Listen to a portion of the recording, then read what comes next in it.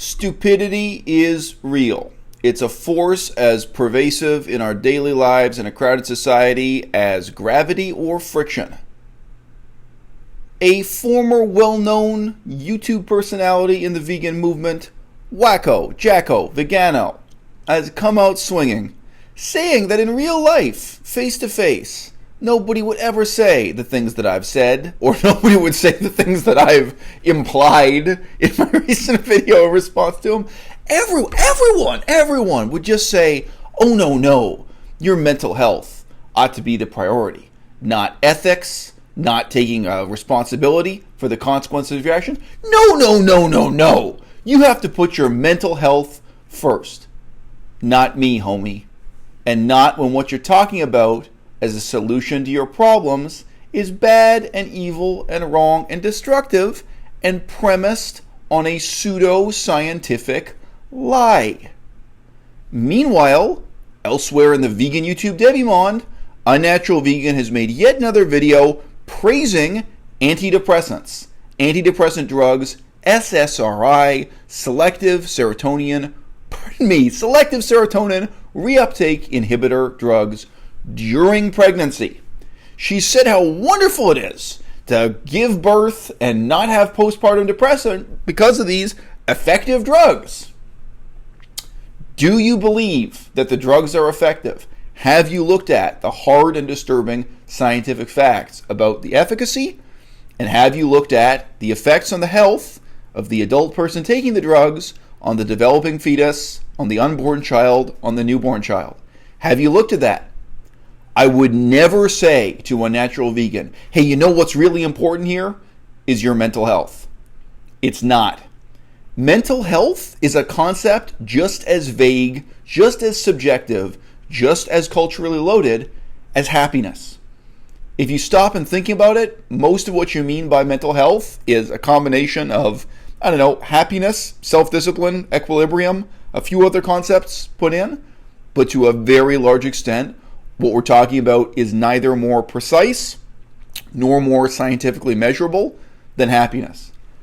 Unnatural Vegan wants to believe that taking these drugs will make her happy.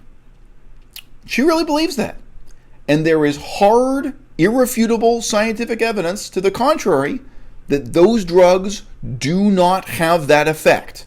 On the level of etiology of a cause and effect relationship, they are not effective. And there is hard, irrefutable scientific evidence that she is doing damage to her own health and that she has damaged the health of her newborn child by taking those drugs during pregnancy. Do you think I would say, as Jacko has suggested, oh, well, your top priority has to be your mental health? No, I don't believe that at all. Do you think I would say to someone, let's just say I was back in Laos. Let's just say I was back in this small, poverty-stricken country in Southeast Asia. Out there I worked with all kinds of people, but some of the people I worked with, they really believed in black magic. They really believed in witchcraft. They really believed in traditional, animist, tribal religion. And they came to me and they talked to me about ghosts. They talked to me about problems they had with ghosts. They knew I was a scholar of Buddhism. They wanted my perspective on the problems they were having with ghosts and this kind of thing. It happened, Suppose one of them came to me and said, hey, they're worried about their mental health. They're going to cut the throat of a goat and then drink the hot goat blood that pours out of the goat's neck. Okay, so I've heard about that ritual. Northern Myanmar, northern Laos, there are some traditional cultures there that think that something that's good for what ails you for a variety of conditions, including just exhaustion, is to drink hot goat blood. And you know what?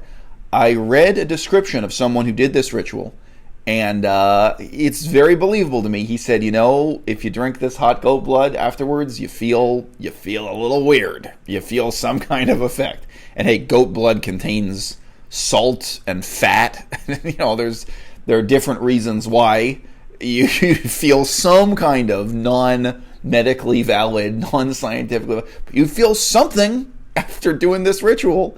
It's partly psychosomatic. It's probably partly nutritional and chemical. People say they drink this hot goat blood and it has some kind of effect on them. Okay? I would never say to you, No matter what your problems are, you've had a nervous breakdown, you have an identity crisis, you're depressed, I would never say to you, you know what? Your mental health is what matters, and it just doesn't matter at all that you've slit the throat of a goat.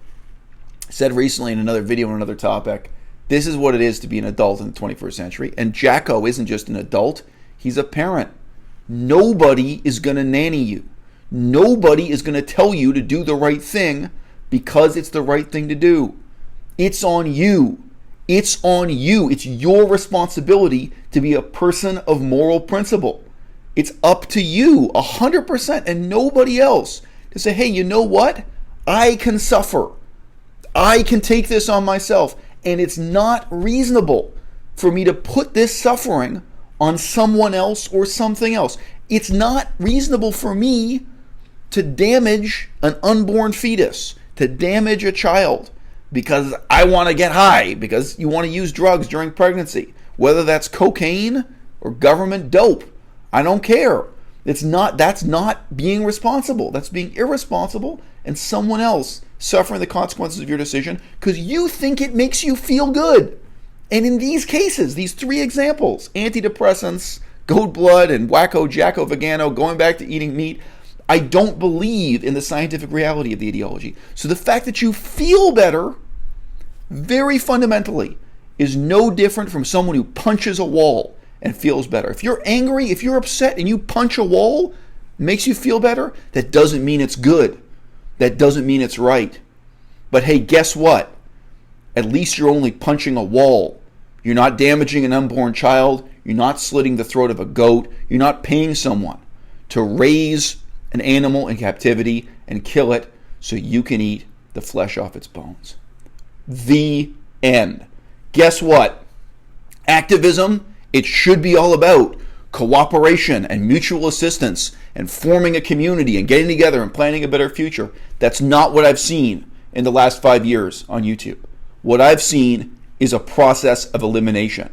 And people like you, Jacko, whether it's because you're too weak, you're too stupid, or you're too crazy, you have been eliminated.